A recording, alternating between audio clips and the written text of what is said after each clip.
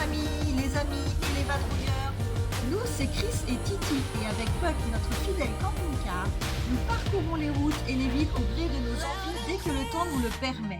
Installez-vous confortablement, prenez un moment de tranquillité et de plaisir visuel et venez avec nous découvrir les paysages magnifiques, les routes magiques et les recoins fantastiques de notre belle planète.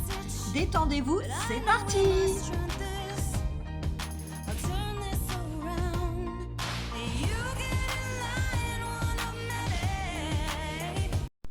Bonjour à vous la famille, les amis, les vadrouilleurs. Aujourd'hui je vous emmène au musée mémorial 3945 de Saint-Malo. Vous allez visiter avec nous toute cette plaine qui est remplie de blocos et vous allez voir avec nous, on a fait la visite complète du musée et je vous ai laissé les vidéos telles quelles avec les commentaires. Je n'ai rien coupé du tout, vous allez voir, c'est assez impressionnant quand même. Je vous dis à tout à l'heure.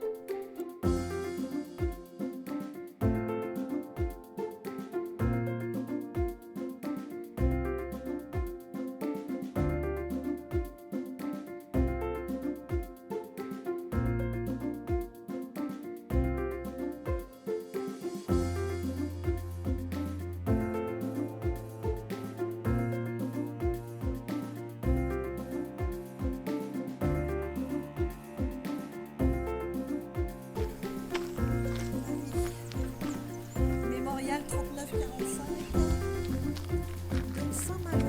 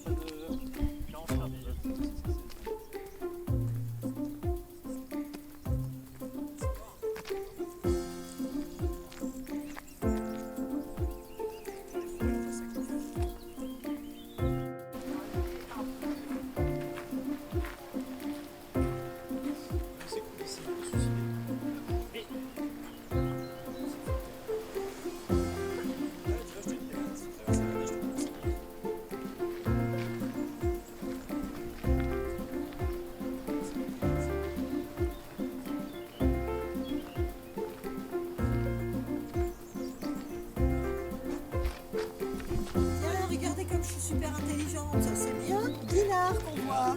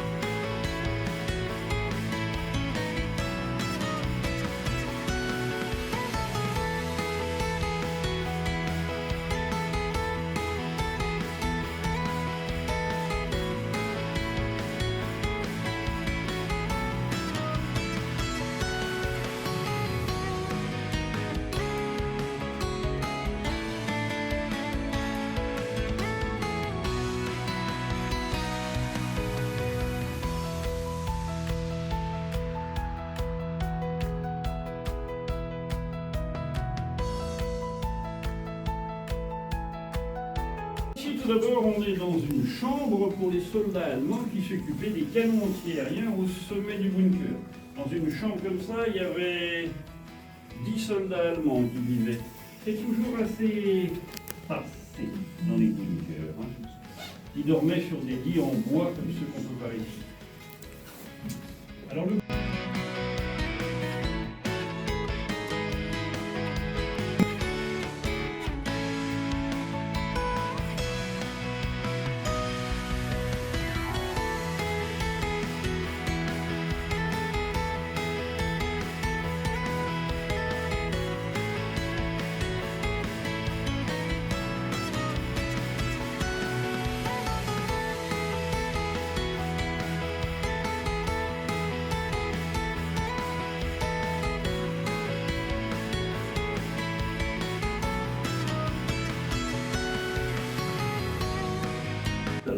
ils doivent protéger leur bateau.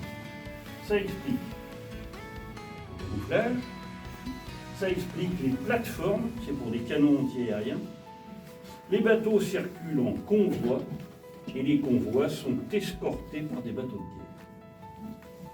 Mais alors à Saint-Malo, des vrais bateaux de guerre comme ça, on ne va pas en voir beaucoup.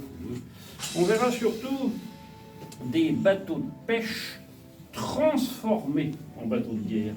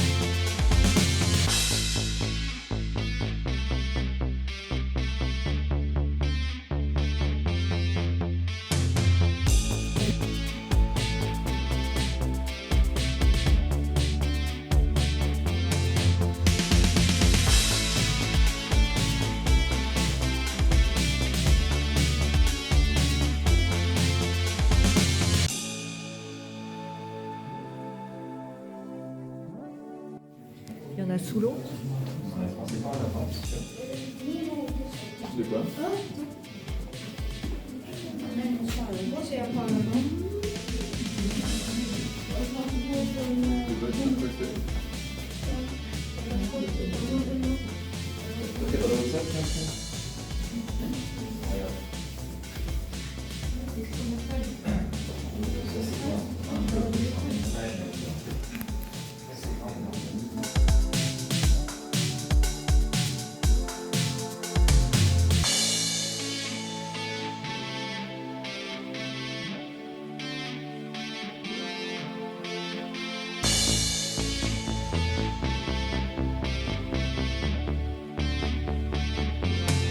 C'est-à-dire des travaux publics sous le Troisième Reich.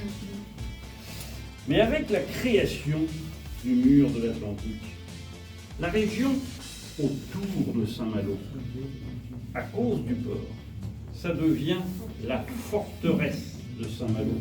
Et ça, c'est la carte allemande de la forteresse. Alors nous, on est là. Nous, on est là en plein milieu à la Cité d'Alette. Ça, c'est la ville de Saint-Malo. Mais pour les Allemands, la forteresse, c'est tout ça.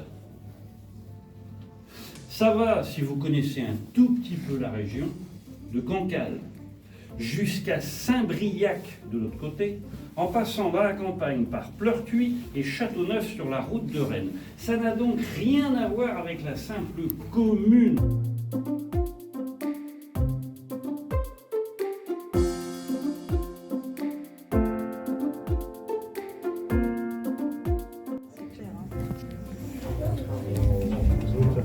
Ils ont un beau lit aussi. Ouais.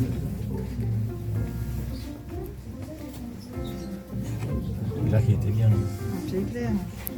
Puis avec un chauffage à côté et tout. Ouais.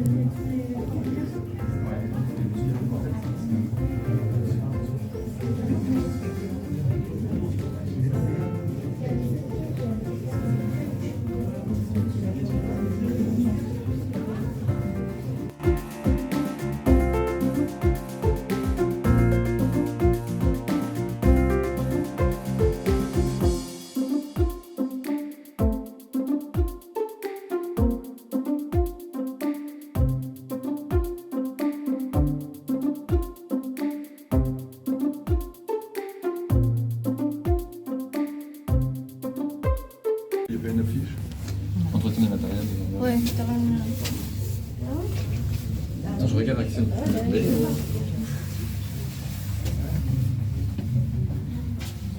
Attends-nous, Axel. S'il te plaît. On n'a pas le temps de suivre, il va trop vite. Pour de sortir mon cœur. D'accord. En cas d'urgence. En cas d'urgence.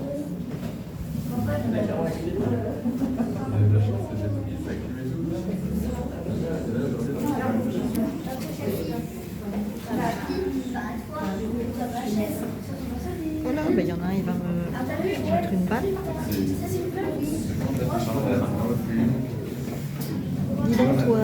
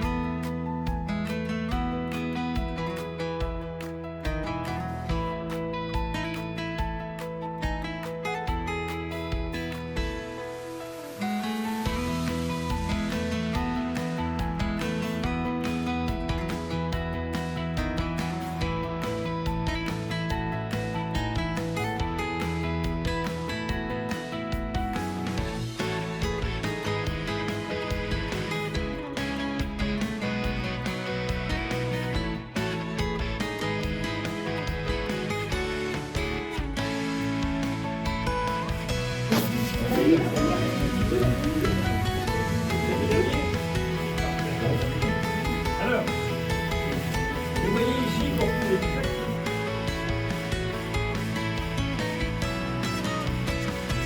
Débarquement des armées alliées sur les côtes de Normandie avec, ici, le secteur américain. Aujourd'hui, pour aller des plages du débarquement jusqu'à Saint-Malo, par la route, il faut 2 heures. Pendant l'été 44, pour faire la même distance, les Américains vont mettre 2 mois. Donc débarquement le 6 juin.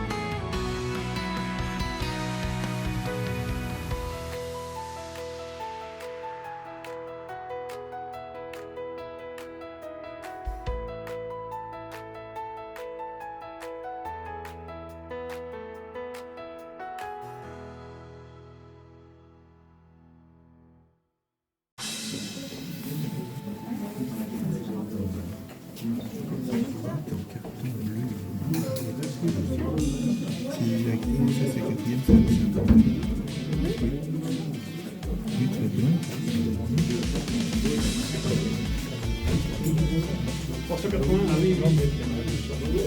Non, c'est un peu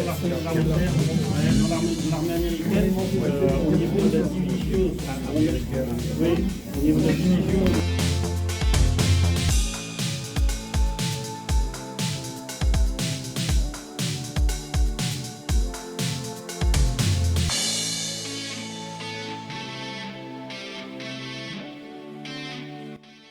Alors là, c'est la fin de la visite du mémorial à l'intérieur des bunkers. Il faut savoir que les murs faisaient 4 mètres de large et le bunker descendait à 12 mètres de profondeur. Pour vous dire à quel point les Allemands étaient quand même sacrément au clair sur les défenses militaires. Pour vous dire aussi, l'île de Césambre, je ne sais pas si je vous l'ai fait voir en photo, enfin bref, je vais quand même vous expliquer. C'est une petite île, c'est celle qui détient le record du nombre de bombardements au mètre carré, c'est-à-dire pendant 4 jours sans s'arrêter, les Anglais ont bombardé l'île qui n'est vraiment pas grande. Je pense que je l'ai prise en vidéo un petit peu plus loin, je vous la mettrai en commentaire tout à l'heure. Sinon, franchement, je vous recommande ce mémorial, il est vraiment très bien et la personne qui explique à l'intérieur est vraiment super. Voilà. Donc je vous laisse avec les vidéos, les photos qui vont suivre et après je vous présenterai le camping où nous sommes stationnés.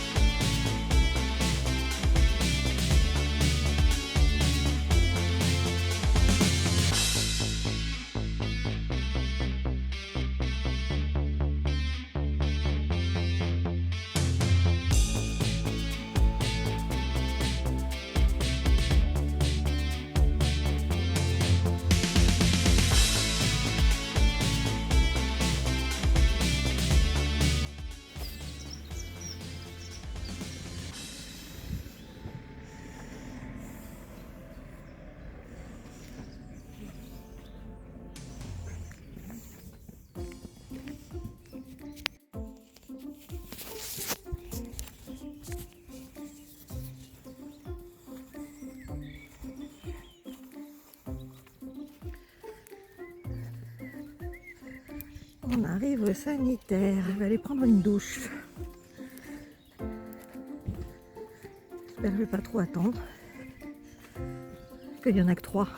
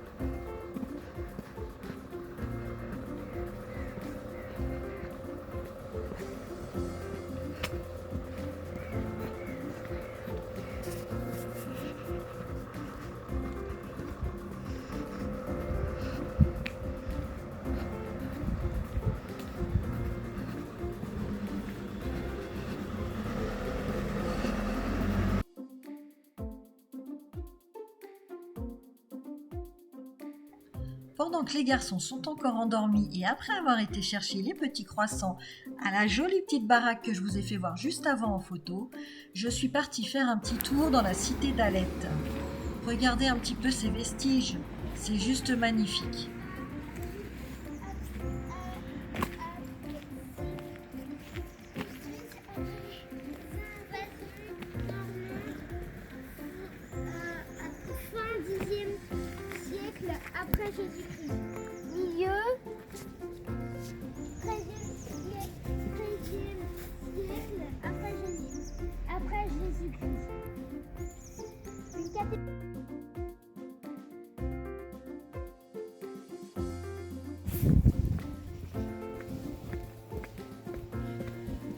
La rue qui mène à la cité d'Alep. Oh, qu'est-ce que c'est beau.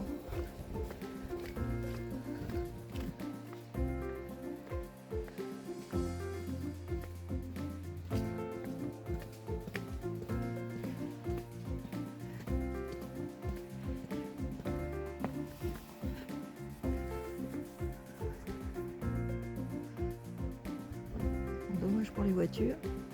Ça gâche un peu le paysage, mais bon, on n'a pas le choix, il faut bien se garer quelque part.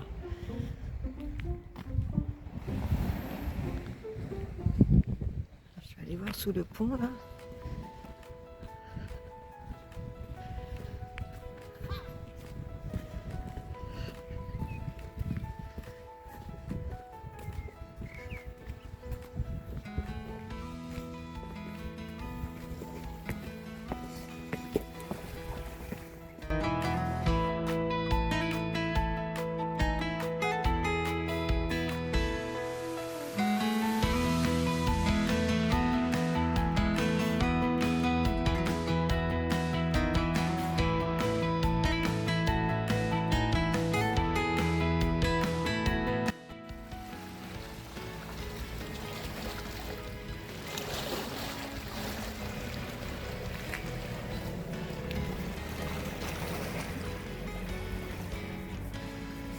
On voit un autre bunker là-bas, juste là.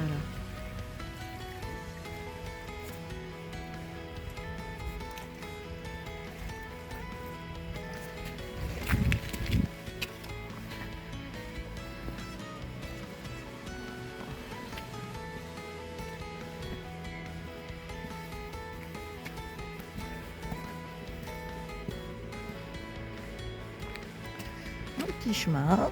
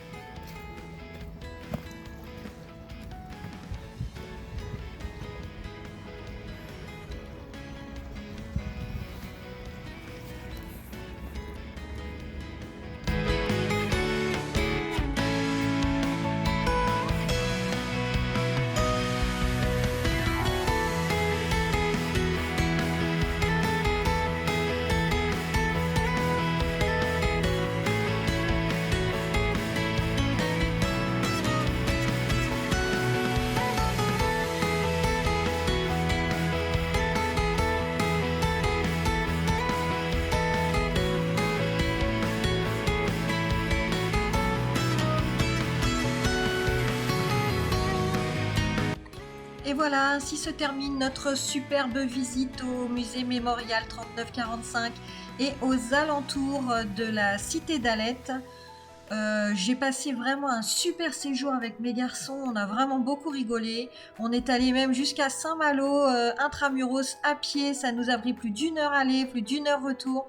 Mais franchement, à travers les plages, les monuments qu'il y a autour, c'était vraiment très très agréable. Je vous conseille fortement de le faire. En attendant, je vous dis à très vite avec une nouvelle vidéo et j'espère avec Titi cette fois-ci. Bye bye!